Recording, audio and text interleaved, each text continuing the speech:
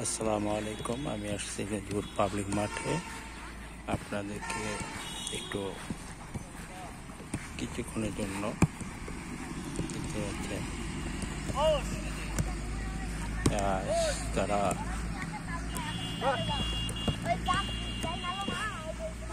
Practice করতেছেন খেলাধুলার জন্য।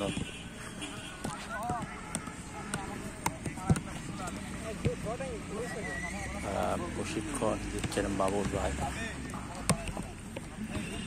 এখানে তাদেরকে প্রশিক্ষণ দিচ্ছেন।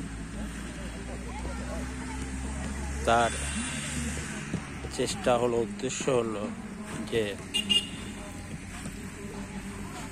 মাদক থেকে দূরে এনে তাদেরকে একটা ভালো মানের খেলোয়াড় করার জন্য। তার সবসময় উদ্যোগ।